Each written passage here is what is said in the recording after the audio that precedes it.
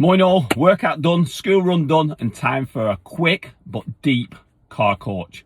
And today's topic is mood, temperament and personality. And this is a serious one really, because it's something that affects everyone, and it's affected me big time in my life. It still does to some degree, and it's somehow an area I'm really working on improving on. So what do I mean by mood, temperament and personality? And that is the way we move through these things if we don't address them.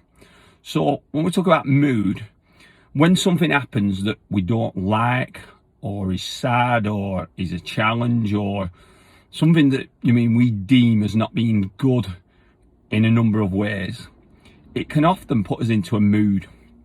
And that mood usually can last a number of days, even a week. And what we're doing there is we keep looking back, we keep pulling ourselves back to this event, this whatever happened that we didn't like, and we're going back into it. And our body is, every time we do it, is releasing stress hormone and sort of recreating that in us. And if that mood lingers on and on and on, eventually it'll become our temperament. Say in a number of weeks, months, suddenly, if you keep pulling yourself out, that's suddenly a temperament. And that's where people start to notice and say, why is he always pissed off? Why is he always angry? Why is he always stressed? And if you go and ask that person, if they're honest with you, they'll say, well, I'm going back to that event, and that's why I'm angry, and that's become the temperament.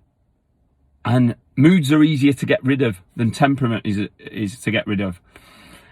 If it goes past temperament and we're going for numerous months, years, and even decades, it's then become your personality or your personality trait. And that is where you're going back to things 10, 15 years ago, and the chemicals, the stress chemicals still being released as a result. I've been guilty of this. I for a long time was looking back to things that happened to me when I was like 18, 19, 20. And I was beating myself up on them over and over again. Every time I was releasing stress hormones that were recreating that event. And as silly as that seems, it's sort of comfortable. I always say, you're comfortable being uncomfortable, because as human beings, we look for what's familiar. And that comfort of recreating a situation in your mind, even if it's a horrible situation, at the time, does sort of give you, well, I know what I am then. And that's why it's so hard to change. So what I'm doing, and what I think would work for most people, is when them moods happen, and we'll all get moods, that's the part to really attack them. Obviously, if your personality's there now, there is ways you can change it. People's personality can change. But catching it earlier, when you get that mood, changing it. And again, it will be uncomfortable to change.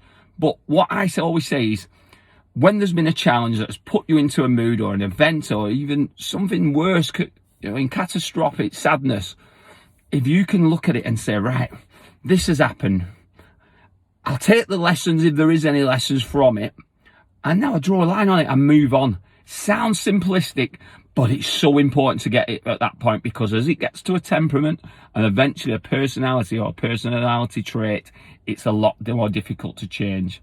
So it's, like I say, it's something I've been super guilty on, something I'm working on. So if it is something that is affecting you, I suggest you give it a go.